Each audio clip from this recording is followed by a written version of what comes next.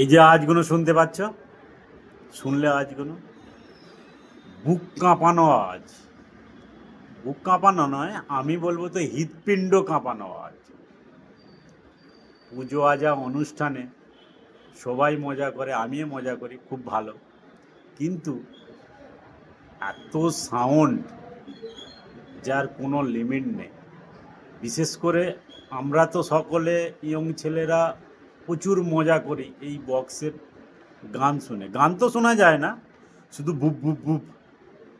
কিন্তু এর জন্য অনেক লোকের কষ্ট হয়, যেমন বয়স্ক মানুষের, রুগীর, ছোট বাচ্চার, তারা কিন্তু এই আওয়াজ সহ্য করতে পারে না, ঘুমাতেই পারে না। সাধারণ মানুষও পারে না, এত আওয়াজের পাওয়ার। তো আমার হিসেবে আওয়াজটা অন্তত কন্ট্রোল করা অবশ্যই দরকার, বিশেষ করে রাত্রিবেলা। আমরা মজা করতে যে আমাদের আনন্দেতে অন্যজনের নিরানন্দ না হয়। তুমি মজা করবে করো, কিন্তু অন্যজনকে কষ্ট দুঃখ দিয়ে মজা করে কোনো লাভ নেই।